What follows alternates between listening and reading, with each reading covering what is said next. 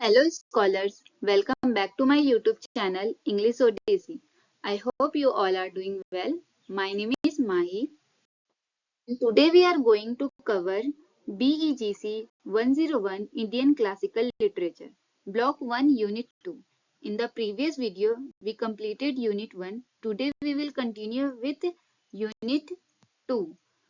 So without wasting any more time, let's get started. तो इस unit का नाम है कालिदास एन ओवरव्यू। ये जो यूनिट है यूनिट 2, इसमें सारा कुछ सिर्फ कालिदास के बारे में बताया गया है। तो इसमें हम कुछ 6 टॉपिक्स को पढ़ेंगे आज, जैसे introduction, Kalidas background, Kalidas literary background, Kalidas and his works, epic and drama, ancient Indian aesthetics. तो सबसे पहले इंट्रोडक्शन देखेंगे। Kalidas is one of the greatest poets and playwrights in Sanskrit literature. यानी कालिदास संस्कृत लिटरेचर के ग्रेटेस्ट पोएट्स और प्लेराइट्स में से एक है। Even today, he is remembered for his beautiful poetry and famous plays. यानी आज भी कालिदास को उनकी ब्यूटीफुल पोएट्री और फेमस प्लेस के जरिए याद किया जाता है। However, very little is known about his personal life. इस लाइन का मतलब है कि कालिदास की पर्सनल लाइफ के बारे में हमें बहुत कम इंफॉर्मेशन है। Most of the information about Kalidas comes from his own works, not from historical records. अब इसका मतलब है कि कालिदास के बारे में जो इंफॉर्मेशन मिलती है वो ज्यादातर उनकी अपनी राइटिंग से मिलती है, उनके खुद के वर्क से मिलती है, ना कि हिस्टोरिकल रिकॉर्ड से। Okay Because we know very little about his life, we first read his writings and then try to understand the poet. क्योंकि कालिदास की लाइफ के बारे में बहुत कम इंफॉर्मेशन है, इसलिए हम पहले उनकी राइटिंग्स पढ़ते हैं, फिर हम उनको समझने की कोशिश करते हैं। Makes the study of Kalidas different from many other writers. अब इसका मतलब है कि इसी वजह से कालिदास की स्टडी जो है दूसरे राइटर से थोड़ी अलग है। His works allows reader to understand his ideas through his writing. यानी कालिदास की जो राइटिंग है उसको पढ़कर रीडर्स उनके आइडियाज और थॉट्स को समझ सकते हैं। Kalidas writing show that he had a deep knowledge of nature, human emotions and Indian culture. Kalidas को नेचर, ह्यूमन इमोशन और इंडियन कल्चर की अच्छी अंडरस्टैंडिंग थी। He also understood the literary style of his time. Kalidas को अपने टाइम की literary style की भी बहुत अच्छी नॉलेज थी। Although he wrote for royal courts, his works express feelings that are common to all people. हालांकि कालिदास ने रॉयल कोर्ट्स के लिए लिखा, लेकिन उनके वर्क्स की फीलिंग्स हर इंसान से रिलेट करती थी। उनका वर्क इतना ज्यादा डीप या डिटेल में होता था कि जो कॉमन पीपल होते थे वो रिलेट कर पाते थे। That is why Kalidas is considered one of the greatest writers of classical Indian literature. इसी वजह से कालिदास को क्लासिकल इंडियन लिटरेचर के ग्रेटेस्ट राइटर्स में से एक माना जाता है। अब नेक्स्ट हम कालिदास बैकग्राउंड के बारे में पढ़ेंगे। Kalidas is one of the greatest poets and playwrights of Sanskrit literature, but very little information is available about his personal life. इसके बारे में हम पढ़ चुके थे पिछले स्लाइड में, तो इसको एक्सप्लेन करने की नीड नहीं है। Since he lived in ancient India, many historical records have been lost over time. अब देखिए कालिदास एंसेंट इंडिया में रहते थे, इसलिए टाइम के साथ साथ उनसे जो जुड़े हुए बहुत सारे हिस्टोरिकल रिकॉर्ड्स थे वो खो गए। Okay, lost over time. Because of this, Scholars have different opinion about the period in which he lived. अब इसी वजह से जो स्कॉलर्स है उनके अपने अलग अलग ओपिनियन है कि वो कौन से पीरियड में रहते थे, कौन से पीरियड में नहीं रहते थे. ओके, यानी हर स्कॉलर्स का अपना अलग अलग ओपिनियन है. ओके, अब नेक्स्ट स्लाइड देखते हैं. Some scholars believe that Kalidas lived during the Sunga period and was the court poet of Agnimitra Sunga. देखिए, जो कुछ स्कॉलर्स थे ना, उनका क्या मानना था कि कालिदास सुंगा पीरियड में रहते थे और वो कोर्ट पोएट थे अग्निमित्रा सुंगा का. अब next another opinion connects him with king Vikramaditya of Ujjain, while a third opinion places him in the Gupta period during the reign of Chandragupta II. अब सेकंड ओपिनियन आई, उन्होंने कनेक्ट किया कालिदास को किंग विक्रमादित्य के time से, और जबकि थर्ड ओपिनियन बोलती है कि वो गुप्ता पीरियड से बिलोंग करते थे, वो गुप्ता पीरियड के टाइम पे थे, स्पेशली चंद्रगुप्त टू के time. Since there is no clear historical evidence, it is difficult to say which opinion is correct. अब देखो, क्योंकि अब सारे स्कॉलर्स के तो ओपिनियन अलग अलग है, तो हमें कोई क्लियर हिस्टोरिकल एविडेंस मिलता नहीं है. तो ये कहना बहुत ज्यादा डिफिकल्ट है कि कौन सा ओपिनियन सही है, कौन सा ओपिनियन सही नहीं है, क्योंकि सारे स्कॉलर्स है, जितने स्कॉलर्स है, सबके अपने अपने अलग अलग ओपिनियन है कालिदास को लेके. अब नेक्स्ट स्लाइड देखते हैं. Another important part of Kalidas' background is his close connection with Ujjain. Ujjain एक सिटी का नाम है, अभी हमने पिछले स्लाइड में पढ़ा था. तो एक अनदर पार्ट कालिदास के बैकग्राउंड का जो बहुत ज्यादा क्लोज कनेक्शन दिखाता है उज्जैन सिटी से. Many scholars believe that the natural beauty, culture and rich literary environment of Ujjain greatly influenced his imagination. बहुत से स्कॉलर्स मानते हैं कि उज्जैन की नेचुरल ब्यूटी, कल्चर और लिटरेरी इन्वायरमेंट ने कालिदास की इमेजिनेशन को काफी इन्फ्लुएंस किया है. बहुत से स्कॉलर्स ये मानते हैं. In many of his works Kalidas beautifully described nature, reverse, gardens, place and the city's culture life. अब देखो, जो उनके वर्क्स है ना, उनके बहुत सारे वर्क्स कालिदास के, उसमें ब्यूटीफुली डिस्क्राइब किया गया है उज्जैन के सिटी के बारे में, नेचर के बारे में, रिवर्स के बारे में, और उज्जैन के जो कल्चर लाइफ है उस सिटी की, उसके बारे में, उस प्लेस के बारे में काफी ब्यूटीफुली डिस्क्राइब किया गया है. अब next slide. Ujjain was not only a beautiful city but also an important center of learning, literature, science and art. देखो, उज्जैन सिर्फ एक ब्यूटीफुल सिटी ही नहीं थी, बल्कि लर्निंग, लिटरेचर, साइंस और आर्ट का भी एक इम्पोर्टेंट सेंटर थी. The city's peaceful environment and rich traditions helped shape Kalidas' literary style. Ujjain के पीसफुल इन्वायरमेंट ने और रिच ट्रेडिशंस ने कालिदास की राइटिंग स्टाइल को डेवलप करने में इंपॉर्टेंट रोल निभाया है. Although Kalidas was a court poet, his works are not limited to kings and royal life. हालांकि देखो, कालिदास कोर्ट पोएट थे, लेकिन उनके जो वर्क्स थे ना, वो सिर्फ किंग्स और रॉयल लाइफ तक ही लिमिटेड नहीं थे. He also expressed universal human emotions such as love, sorrow, hope, separation, and compassion, making his writings meaningful even today. देखो, कालिदास ने लव, सॉरो, होप, सेपरेशन और कंपैशन जैसे ह्यूमन इमोशंस को भी अपनी राइटिंग्स में एक्सप्रेस किया है. इसी वजह से उनके वर्क्स आज भी रेलेवेंट और मीनिंगफुल लगते हैं. Okay? Therefore, even though many details about Kalidas' life remain uncertain, his works help us understand his literary genius, his cultural background, and his contribution to classical Indian literature.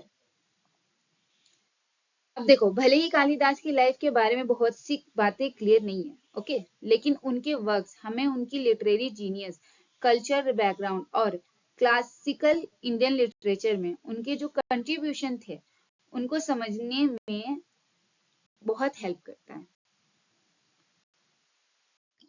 Next, Kalidas literary background. Kalidas was not only great poet and playwright but also a highly learned scholar. देखो, कालिदास सिर्फ एक great poet या playwright नहीं थे, वो highly learn scholar भी थे। अब स्कॉलर किसे कहते हैं?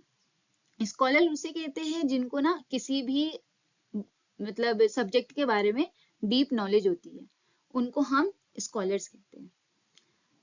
He had a deep knowledge of philosophy, aesthetics, grammar and Sanskrit literature. देखो, उनको फिलोसफी, एस्थेटिक्स, ग्रामर और संस्कृत लिटरेचर की बहुत ज्यादा अच्छी खासी नॉलेज थी। His writing show that he was greatly influenced by two great Indian epics, that the Ramayana and the Mahabharata. देखो, इनके जो राइटिंग्स थे ना, वो हमें बताते हैं कि वो ना दो इंडियन एपिक्स, दो ग्रेट इंडियन एपिक है, उनसे काफी ज्यादा इन्फ्लुएंस थे। वो दो इंडियन एपिक्स कौन से हैं? Ramayana and Mahabharata. Like many ancient writers, Kalidas also took inspiration from these epics while creating his own works. जैसे बहुत सारे जो एंशिएंट राइटर्स थे, उनकी ही तरह कालिदास भी जब अपना वर्क्स लिखते थे ना, तो वो इन दो एपिक से इंस्पिरेशन लेते थे। ओके, अब हम नेक्स्ट स्लाइड देखते हैं।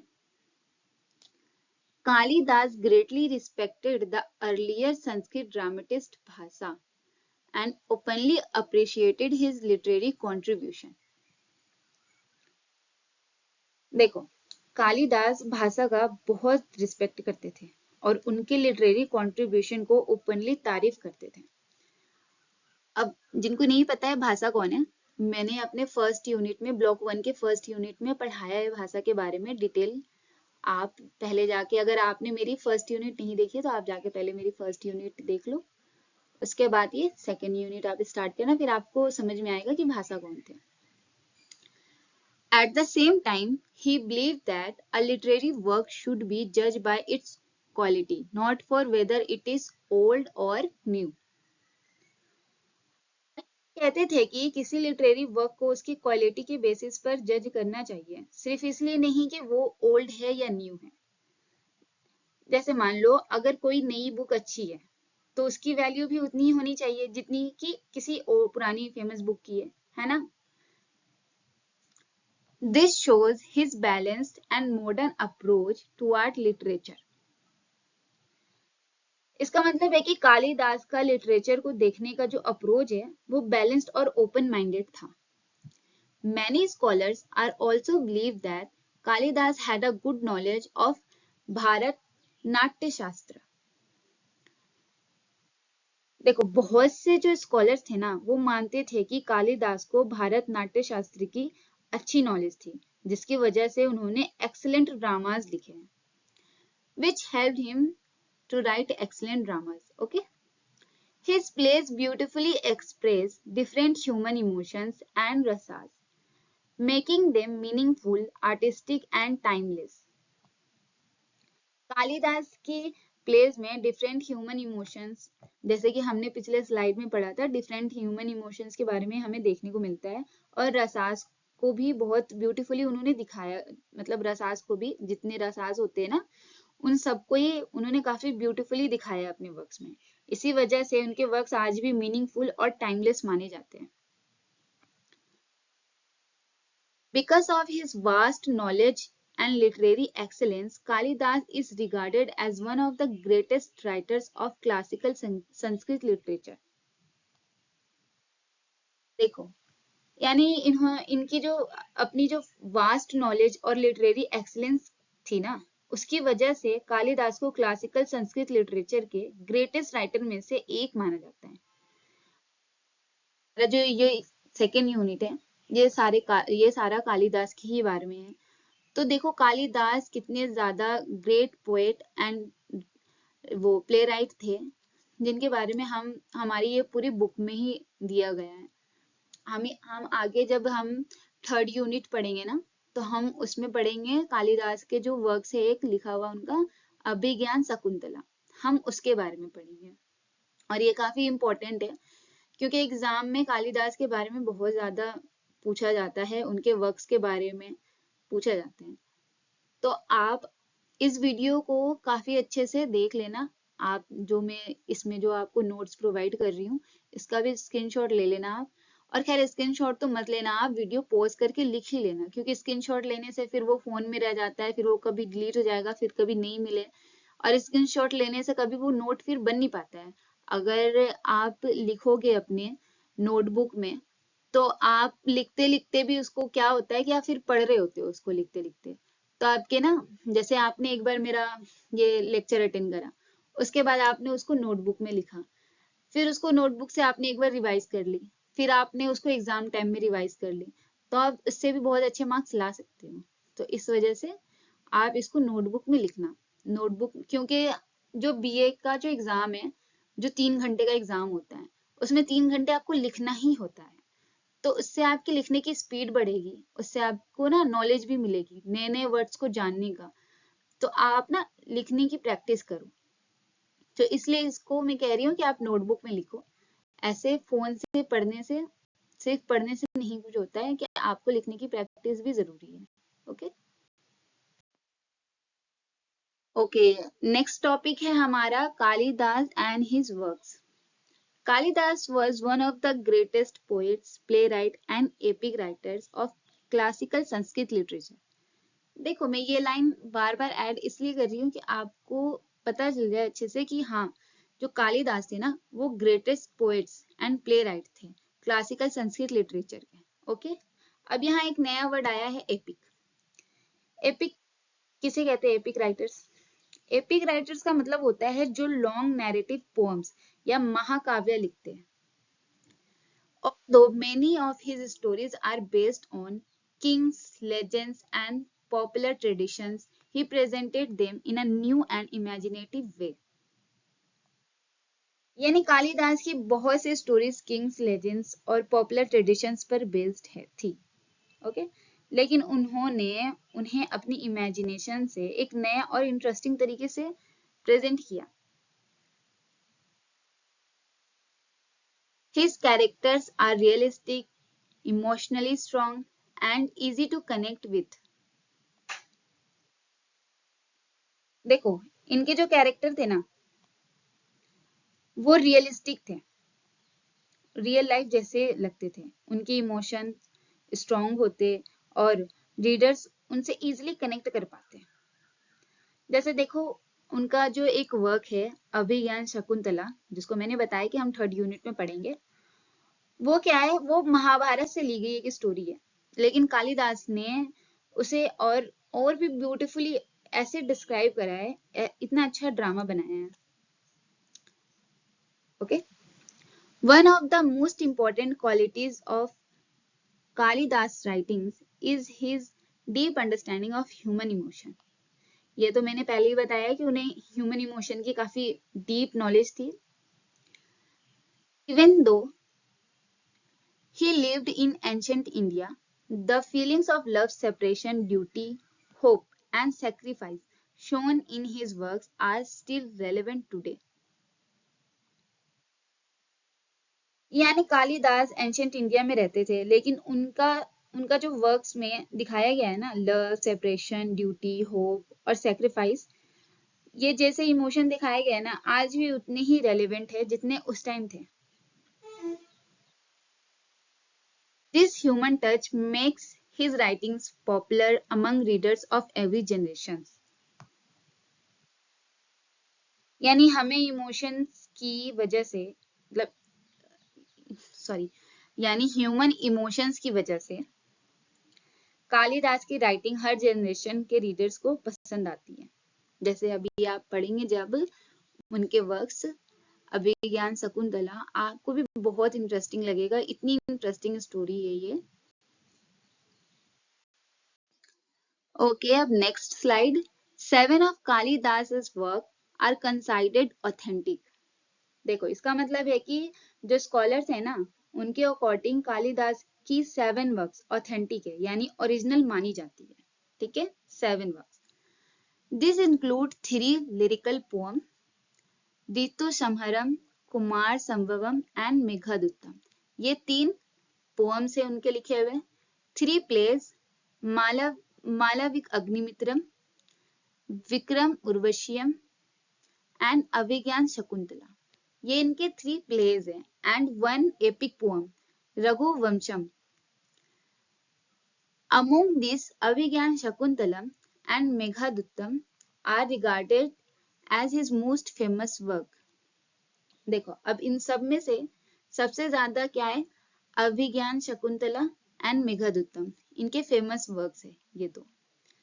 Kalidas' writings also show that duty and personal emotions often come into conflict. यानी कालिदास ने दिखाया है कि कई बार ड्यूटी और पर्सनल फीलिंग्स एक दूसरे से टकरा जाती है, उनमें कॉन्फ्लिक्ट क्रिएट हो जाता है. Through beautiful language, memorable characters and powerful theme, he made a lasting contribution to India literature. इसका मतलब है कि अपनी ब्यूटीफुल लैंग्वेज, मेमोरेबल कैरेक्टर्स और पावरफुल थीम की थ्रू कालिदास ने इंडियन लिटरेचर को एक बहुत इंपॉर्टेंट कंट्रीब्यूशन दिया है. ठीक है, that is why he is remembered as one of the greatest literary figure in Sanskrit literature. देखो इसी वजह से आज भी कालिदास को संस्कृत लिटरेचर के ग्रेटेस्ट लिटरेरी फिगर्स में से एक माना जाता है. अब आपको कालिदास के बारे में काफी डीप नॉलेज हो गई होगी, क्योंकि मैंने बार बार हर स्लाइड में कालिदास के बारे में काफी डीपली बताने की कोशिश की और एकदम सिंपल तरीके से बताने की कोशिश की है कि आपको समझ में आ जाए. क्योंकि अगर अभी आप बुक खोल के जब देखोगे, उसमें ऐसे वर्ड्स लिखे हुए हैं ऐसे, और वो जिस हिसाब से बुक्स में लिखे हुए पढ़ के उतना समझ में नहीं आता है. लेकिन अगर आप मेरे नोट से पढ़ोगे, इससे आपको काफी हद तक आपके जो कॉन्सेप्ट है क्लियर हो जाएंगे. और यही नोट्स अगर आप इसी नोट्स में से अपने एग्जाम्स में अगर ऐड करोगे, लिखोगे, क्योंकि फिर आप अपना भी कुछ और एक्स्ट्रा ऐड करके लिखोगे एग्जाम में, तो काफी अच्छे मार्क्स आप ला सकते हो. और हाँ, लिखने की प्रैक्टिस जरूर करना आप, क्योंकि कभी कभी ऐसा लगता है कि 3 घंटे का एग्जाम है और 3 घंटा बहुत ज्यादा लगता है कभी कभी, लेकिन जब लिखने पे आओ ना, तो 3 घंटा भी कम लगने लगता है. मेरे साथ कई बार ऐसा हो चुका है. लेकिन आप लिखने की प्रैक्टिस करना बस. नेक्स्ट टॉपिक है epic and drama. The story of Shakuntala originally appears in Mahabharata, where it is narrated as a part of Adi Parv. तो सबसे पहले होता है, हमें बताते हैं कि शकुंतला ओरिजिनल स्टोरी महाभारत से ली गई है. महाभारत के आदि पर्व में ये स्टोरी मिलती है. कालिदास ने खुद से स्टोरी क्रिएट नहीं की थी. उन्होंने महाभारत की इसी स्टोरी को अपने प्ले के लिए यूज किया था. अब यहाँ एक वर्ड है आदि पर्व. तो आदि पर्व महाभारत के फर्स्ट सेक्शन को बोलते हैं. Epic, the main focus is on King Dushyant, his son Bharat, and the origin of the Bharat dynasty. Mahabharat में सबसे ज्यादा इंपॉर्टेंस किंग दुष्यंत और उनके बेटे भारत को दी गई है. स्टोरी का पर्पस भारत डायनेस्टी की शुरुआत को दिखाना. शकुंतला स्टोरी में है, ठीक है, लेकिन उसके इमोशंस पर ज्यादा फोकस नहीं किया गया है. सबसे ज्यादा फोकस कहाँ किया गया है, किंग दुष्यंत और उनके बेटे भारत के ऊपर. Shakuntala's role is important, but the story mainly highlights Dushyant's action and Bharat's future. देखो शकुंतला की स्टोरी जो रोल है वो इम्पोर्टेंट है उसमें, ठीक है, बट स्टोरी मेनली हाईलाइट कहाँ है, दुष्यंत के एक्शन पे और भारत भारत के फ्यूचर पे. Kalidas borrowed this famous story and transformed it into a play. called अभिज्ञान शकुंतला। देखो, अब कालिदास इस स्टोरी को लेके अभिज्ञान शकुंतला नाम का ड्रामा लिखते हैं, ठीक है। स्टोरी वही रहती है, सेम जैसे महाभारत में है स्टोरी, स्टोरी वही रहती है, लेकिन उसको स्टेज पर परफॉर्म करने लायक बना देते हैं। अब हम नेक्स्ट स्लाइड देखते हैं। He did not change the basic plot, but changed the form from an epic to a drama. देखो, यहाँ एक इम्पोर्टेंट पॉइंट है, स्टोरी चेंज नहीं हुई है, ठीक है, सिर्फ उसका फॉर्म चेंज हुआ है। महाभारत में ये एक एपिक है, जबकि कालिदास ने इसे ड्रामा बना दिया है। जैसे किसी नॉवल को मूवी बना दिया जाए, ठीक है, स्टोरी तो सेम रहती है, लेकिन उसको प्रेजेंटेशन जो होता है, उसका प्रेजेंटेशन वो बदल जाता है। वैसे यहाँ पे भी सेम ऐसा ही है। In his play, emotions, dialogues, relationships and character development become more important. देखो, ड्रामा में ऑडियंस कैरेक्टर को स्टेज पर देखती है, इसलिए कालिदास ने डायलॉग्स, इमोशंस एंड रिलेशनशिप्स को डिटेल में दिखाया है। कैरेक्टर सिर्फ स्टोरी का हिस्सा नहीं लगते, बल्कि रियल और इमोशनल फील होते हैं। Shakuntala is presented as the central character and her thoughts, feelings and struggles are explored in detail. Mahabharat में सेंटर में दुष्यंत है, लेकिन कालिदास के प्ले में शकुंतला मेन कैरेक्टर बन जाती है। उसकी फीलिंग्स, उसका लव, उसका पेन और उसकी जो जर्नी है, उसको डिटेल में दिखाया गया है। इसी वजह से प्ले ऑडियंस के साथ इमोशनली कनेक्ट करता है। Thus, Kalidas turned a simple narrative into a powerful dramatic work that gives greater emotional depth and stage appeal.